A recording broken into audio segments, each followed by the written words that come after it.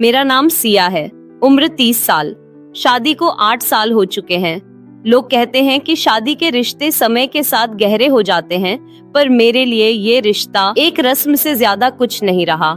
मेरे पति विक्रम एक बड़ी कंपनी में काम करते हैं। सुबह जल्दी घर से निकल जाते हैं और रात देर से लौटते हैं। कभी थके हारे, कभी चुपचाप। बात तो करते हैं, लेकिन वो बातें भी बस औपचारिकता मात्र होती है। खाना खा लिया, बिल जमा कर दिए, डॉक्टर को दिखाया।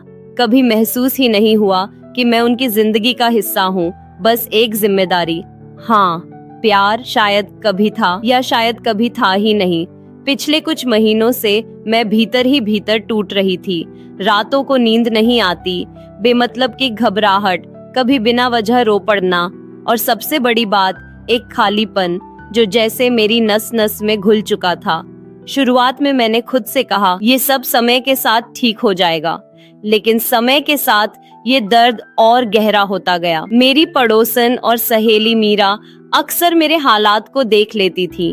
वो हंसमुख थी पर समझदार भी। एक दिन जब मैंने खुद को आईने में देखा तो लगा जैसे आईने में कोई और औरत खड़ी है। चेहरे पर थकान, आंखों में बुझी हुई सी चुप्पी। मीरा मेरे कमरे में आई और बोली, सिया तुझे कुछ बताना है, लेकिन गुस्सा मत होना। मैंने उदास मुस्कान दी। गुस्सा करने की भी ताकत कहाँ बची है अब। देख, मैं तुझसे रोज मिलती हूँ, सब समझती हूँ। तू ठीक नहीं है, शारीरिक नहीं मानसिक रूप से। तू किसी डॉक्टर से क्यों नहीं मिलती? कौन सा डॉक्टर? मैंने चौंक कर पूछा। अरविंद सर हमारे कस्बे में सबसे अच्छे साइकोलॉजिस्ट हैं। बहुत शांत स्वभाव के हैं, लोगों की बातें सुनते हैं, समझते हैं, और हाँ, कोई गलत नियत भी नहीं रखते। तू एक बार मिलकर देखना। डॉक्टर? मेरे दिमाग में वही पुरानी सोच घूम गई।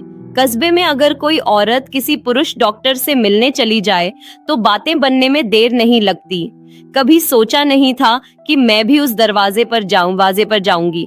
मैंने मीरा से कहा, नहीं मीरा, रहने दे, लोग क्या कहेंगे? वो हंसी। लोग तो वैसे भी कहते रहते हैं। तू अपनी जिंदगी जी सिया, एक बार बस उनसे मिल ले, शायद तुझे सुकून मिल जाए। उस रात मैं करवटें बदलती रही। विक्रम बगल में सो रहे थे, मगर उनके और मेरे बीच मानो किलोमीटरों की दूरी थी। आंखों से आंसू बहते रहे और मन में एक ही सवाल गूंजता रहा, क्या सच में मेरी जिंदगी बस इतनी ही है? और तभी मीरा की बात याद आई। अरविंद सर बहुत अच्छे इंसान हैं। अगली सुबह मैंने तय कर लिया, अब और नहीं सह सकती। मीरा मुझे अपने स्कूटर पर बैठाकर अरविंद के क्लिनिक ले गई। क्लिनिक बहुत बड़ा नहीं था, लेकिन बेहद साफ सुथरा और शांत। प्रतीक्षालय में 4-5 लोग बैठे थे, ज्यादातर औरतें। सबकी निगाहें झुकी हुई, जैसे अपने अपने दर्द को छुपा रही हों। जब मेरा नंबर आया, मेरे हाथ कांपने लगे। दरवाजा खोला, सामने एक शख्स बैठे थे।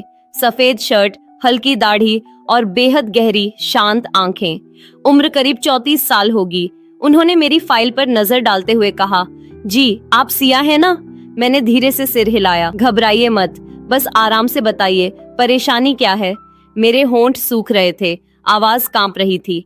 डॉक्टर साहब, मुझे नींद नहीं आती, रात को घबराहट होती है, कभी कभी लगता है जैसे सांस रुक जाएगी। और मैं रुक गई, आंखें झुका ली। उन्होंने धीरे से कहा, कोई बात नहीं, जितना आप कह पाएं उतना ही बताइए, मैं सुन रहा हूँ। उनका लहजा बेहद संयमित था, जैसे सचमुच सुनना चाहते हो, समझना चाहते हो। मैंने हिम्मत जुटाई, डॉक्टर साहब मुझे अक्सर अकेलापन महसूस होता है।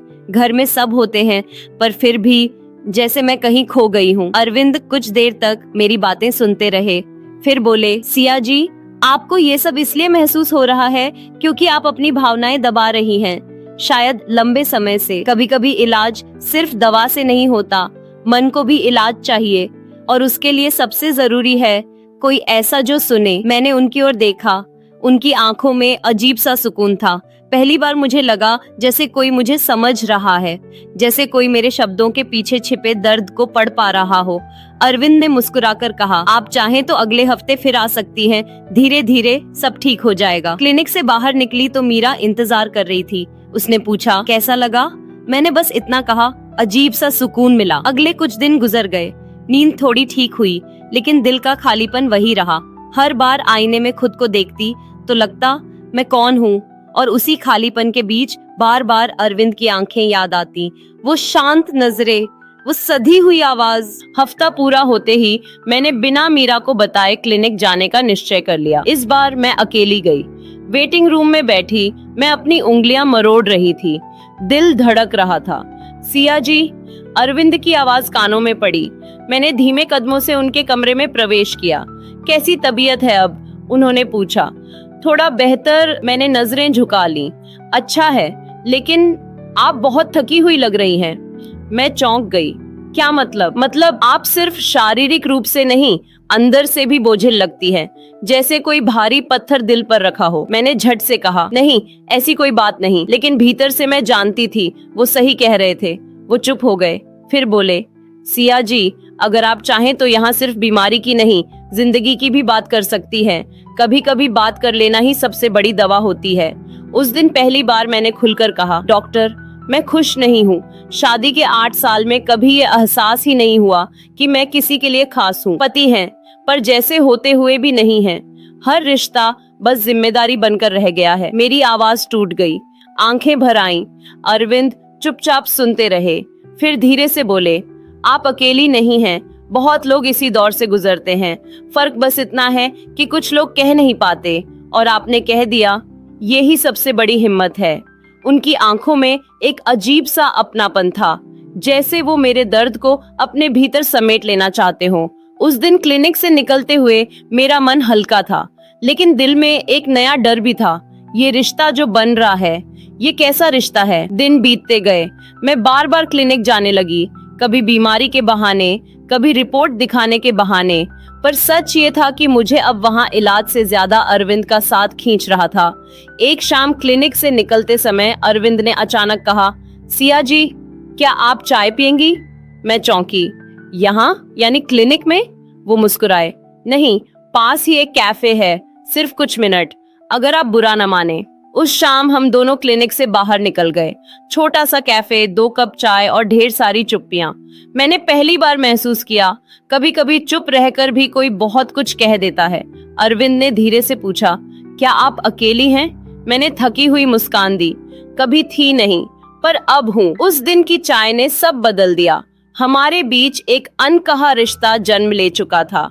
अरविंद ने बहुत धीमी आवाज में कहा, सिया, मैं तुम्हें एक बात बताना चाहता हूँ, पर डरता हूँ कि अगर मैंने कह दी तो शायद तुम मुझसे कभी बात ना करो। सिया ने चौंक कर उनकी ओर देखा। ऐसी कौन सी बात है? अरविंद ने आंखें झुका ली, उनके होंठ कांप रहे थे, लेकिन आवाज नहीं निकल रही थी। सिर्फ इतना कहा, कल मिलो मुझसे, क्लिनिक बंद होने के बाद मैं सब सच बता दूंगा। सिया की धड़कनें तेज हो गईं। क्या वो भी वही महसूस करते हैं जो मैं करती हूँ, या फिर कोई और राज है? उस पल कमरे में घड़ी की टिक टिक और उनकी खामोशी ही सबसे बड़ी पहेली बन गई। लेकिन अब सवाल ये है कि क्या ये रिश्ता सिर्फ बातचीत तक ही सिमटेगा, या फिर कुछ ऐसा होगा जो सब कुछ बदल देगा? तो दोस्तों, ये था हमारी कहानी का पहला हिस्सा, लेकिन असली राज तो अभी बाकी है। क्या होगा आगे, जानने के लिए सुनिए दूसरा हिस्सा सिर्फ कहानी की बगिया पर। और हाँ, सब्सक्राइब करना मत भूलिए, ताकि अगली कहानी आपसे छूट न जाए, क्योंकि कहानियों का सफर कभी खत्म नहीं होता, और यही है कहानी की बगिया की पहचान। तो